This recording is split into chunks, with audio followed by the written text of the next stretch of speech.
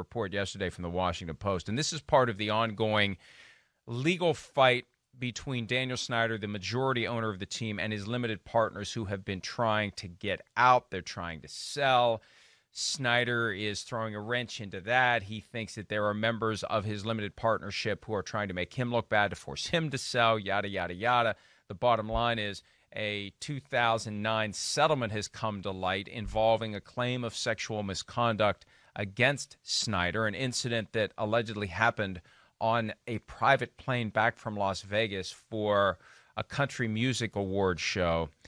$1.6 million reportedly paid on this confidential or not agreement. I don't know who leaked it, but this reminds me of the Jerry Richardson situation in Carolina 3 years ago this month, where 4 different people who had signed confidentiality agreements in the past breached them. And the former lawyer in me is horrified by this because you negotiate these deals. Part of the reason you get the money is you are going to be silent. And if you don't want to be silent, don't take the money. That's one of the most important things you're giving to the person who's paying to settle this case. Right. We're going to make it go away. I'm not going to have to deal with it coming out. I don't have to go to court.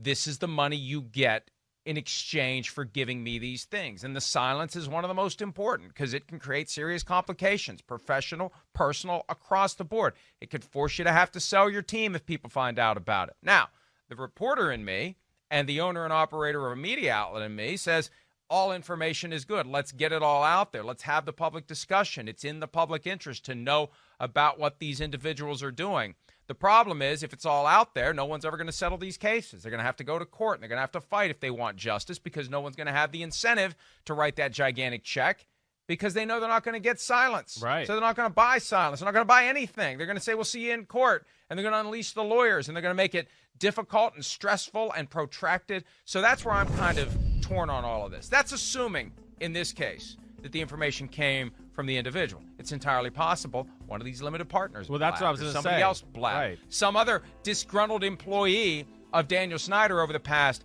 10 years, of which there surely are many, knew about it and said something. You speak to a reporter under the condition of anonymity, you're golden. How are they going to figure out it was you? Now, Snyder may try. He's trying to figure out who blabbed to a website that tried to link him to Jeffrey Epstein, and there's litigation all over the world on that.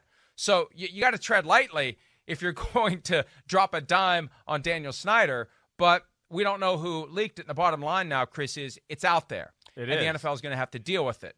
And we saw what happened with Jerry Richardson 3 years ago. Right. He ended up selling the team. This could be the first domino, depending upon what the NFL finds as it investigates this situation from 2009.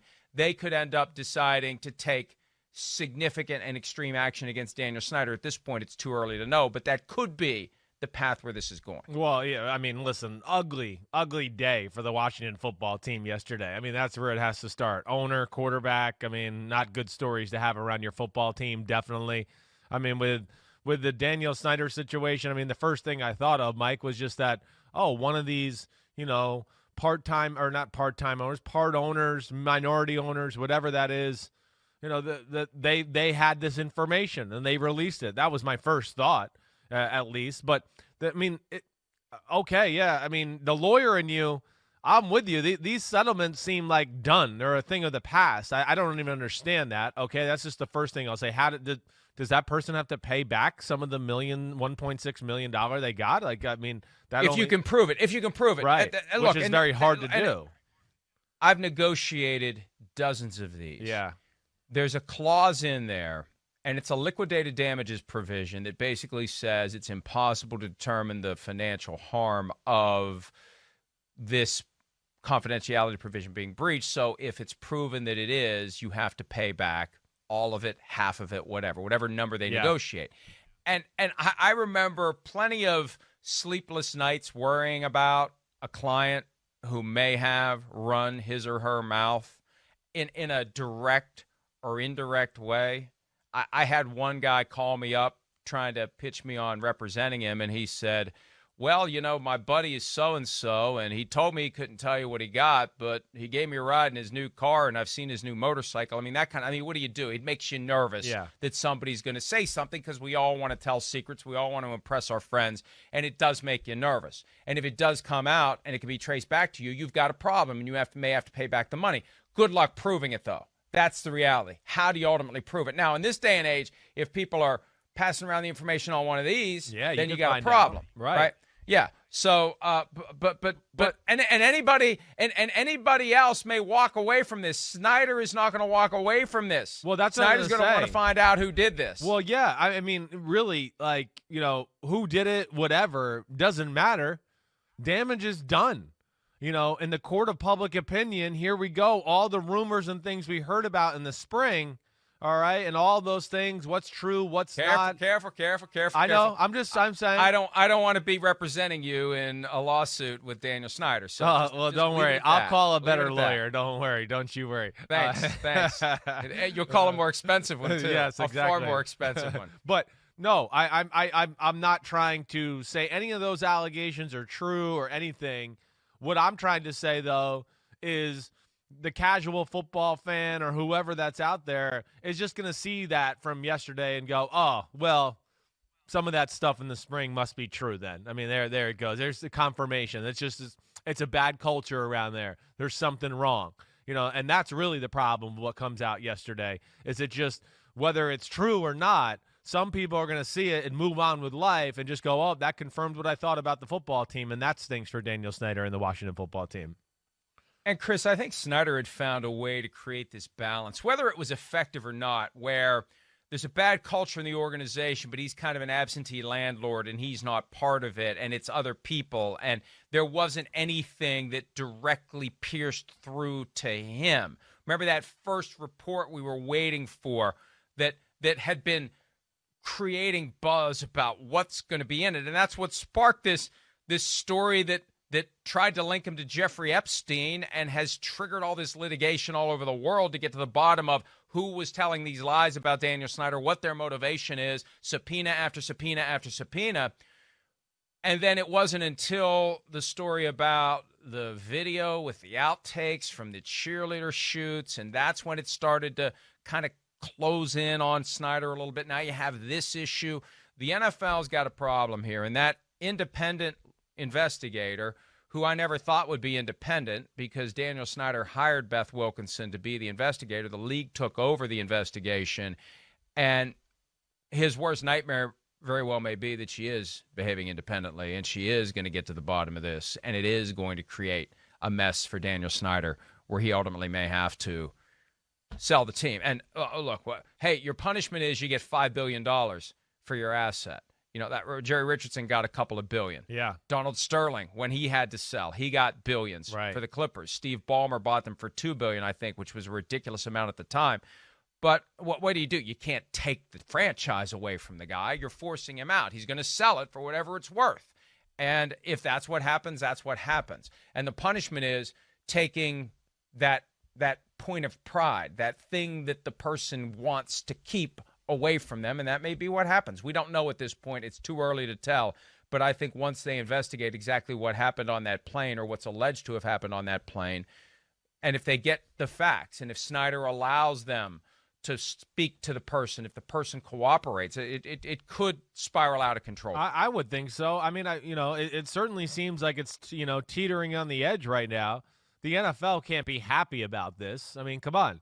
This is one of the 32 owners of the league, basically having a lot of issues and a lot of bad talk that, of course, reflects poorly on the Shield and all of those issues, whether they're true or not. I mean, we know sometimes that stuff just sticks either way.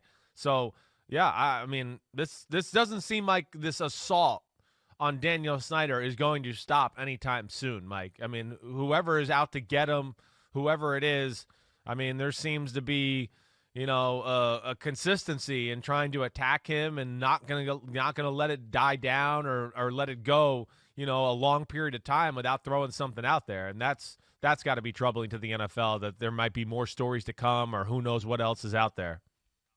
And we are 3 years removed from the original Jerry Richardson incident where we became aware of these confidential settlements. And I remember thinking at the time that there surely are more. Mark Leibovich, in his book, Big Game, The NFL in Dangerous Times, he has a passage in there where he talks about how the NFL fears that this is the tip of the iceberg. I'm surprised that 3 years later, this is the only one we know about, because large, profitable businesses get sued all the time. Just because you've been sued doesn't mean you've done anything. And just because you've settled a case doesn't necessarily mean you've done anything. There are plenty of motivations to settle. Now, when you're talking about $1.6 million, the message that gets sent is something at least close to the line. Right. Something at least close to the line. Right. Something that falls into that range of where reasonable minds may differ and a jury could find against you. There's an argument that's been made to the person involved that you have reason to not fight this tooth and nail because you could lose the case. So, hey, if you think it's frivolous, then fight it. If you think there's no merit, then defend yourself. And see, that's the difference between the scorched earth campaign we're seeing from Snyder as it relates to the false story trying to link him to Jeffrey Epstein. Let's be clear, that was false. We never touched it. We never mentioned it. We never got close to it. I knew it was a flaming hot potato from the moment I first saw that someone was talking about this in kind of a reckless, irresponsible, and potentially liable for a lot of money way. But in that case, Snyder's in the right. If he does try to aggressively get to the bottom of who blabbed, there's still this sense of, well, maybe he did something here. He paid $1.6 million. So, the more you push this one, the more you remind people that you paid $1.6 million for something. So this is going to be a tough one for him. He's wired, by all appearances, to just kind of knee-jerk litigate and flood people with paper. And you've got the lawyers that you can afford, and you just get overwhelmed and you learn a valuable lesson, as does anyone else who may cross you in the future. So, look, it's not a good posture for the team. The league's got to figure out what happened, and we could find out, I don't know, days, weeks, months down the road that there is a significant consequence for Daniel Snyder. Hi, I'm Mike Tirico, and thanks for watching. Make sure to hit subscribe for the latest news and highlights from NBC Sports.